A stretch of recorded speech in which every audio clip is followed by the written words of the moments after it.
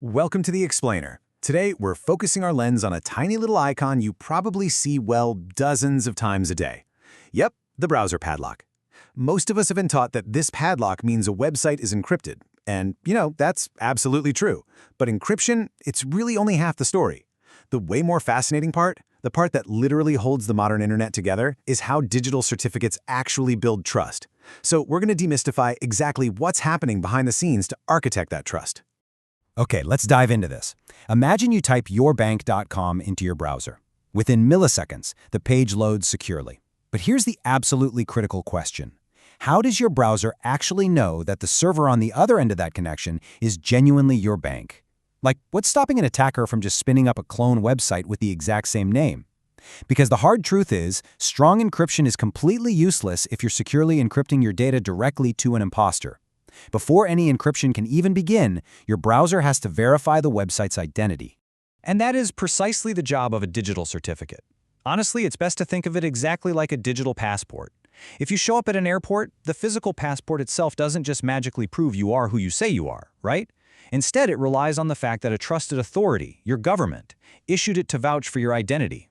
Similarly, a digital certificate is this digitally signed document sent over to your browser during the initial TLS handshake. It binds the website's identity to its public key, basically stating, hey, a trusted authority has verified that this public key belongs to this specific website.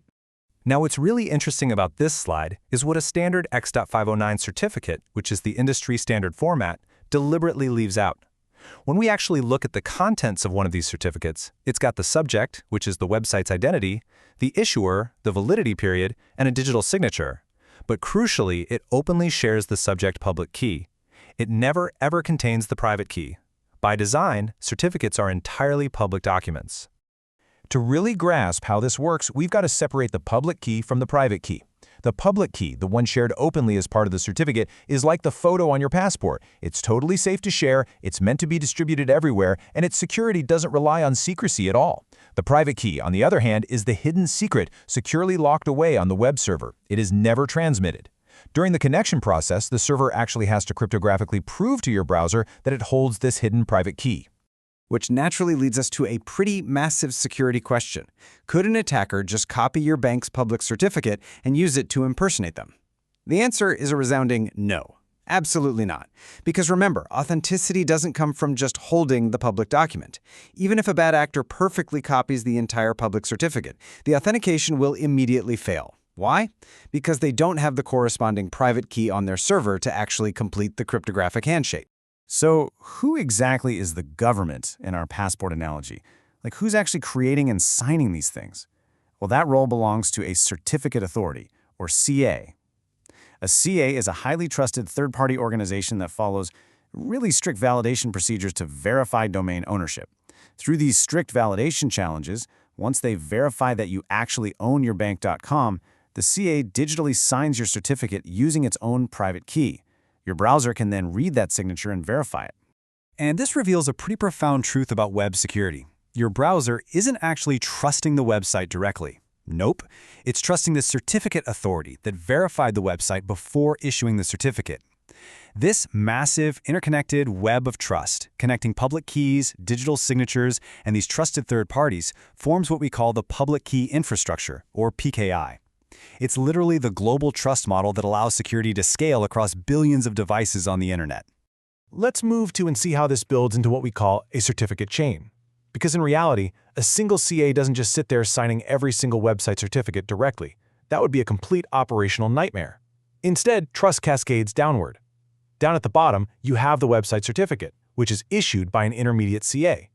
And then, that intermediate CA gets its authority from the all-powerful root CA sitting at the very top. Let's talk about that root CA for a second, because it's the anchor for the entire system. A root CA is a self-signed certificate that is quite literally pre-installed deep inside your device's operating system or inside your browser's trust store. Before you even power on your computer and navigate to a single web page, your device already inherently trusts a specific, highly curated list of these root CAs. Everything else relies on them. Now, you might be wondering, why even bother with the middleman? Why use intermediate CAs instead of just signing everything directly from the root? Well, it all comes down to operational security. Root CAs are incredibly sensitive. If a root CA's private key gets compromised, the entire trust system basically collapses. So by using intermediate CAs to do the daily, routine signing of website certificates, you severely limit that risk. If an intermediate CA is compromised, it can simply be revoked and replaced. You don't have to push out some crazy emergency update to replace the trusted root on billions of smartphones and laptops all over the world. Now, when you visit a secure site, your browser runs this rapid-fire gauntlet in literally a fraction of a second. It receives the certificates, builds the chain all the way back to a trusted root, mathematically verifies every single digital signature along the way, checks if any certificates have expired, confirms the requested host name matches the certificate, and checks for revocation. If, and only if, every single one of those checks succeeds, does your browser grant the padlock and continue the handshake. It is a massive amount of automated verification happening in mere milliseconds.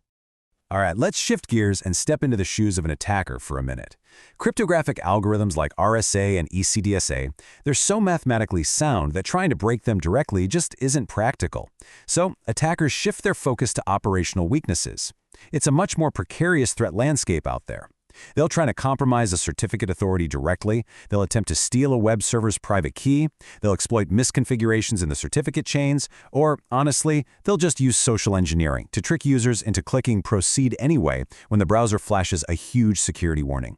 Which brings us to a brief engineer's corner, because strong cryptography absolutely requires incredibly secure lifecycle management. To defend against these operational attacks, modern infrastructure relies on automation protocols, like ACME, to automatically renew certificates before they ever expire, ensuring there are absolutely no gaps in security. Large organizations also protect their highly sensitive private keys inside specialized hardware called hardware security modules, or HSMs.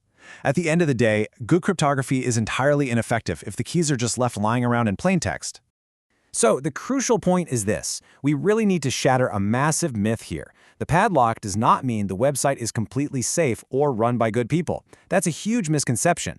The reality is that the padlock simply means your connection is encrypted, and the server successfully proved it owns the private key that matches the verified identity in the certificate. That's literally it. An attacker can easily register a deceptive domain name, something like yourbank-security-update.com, and obtain a perfectly valid trusted HTTPS certificate for that malicious domain. And this brilliantly illustrates our final takeaway.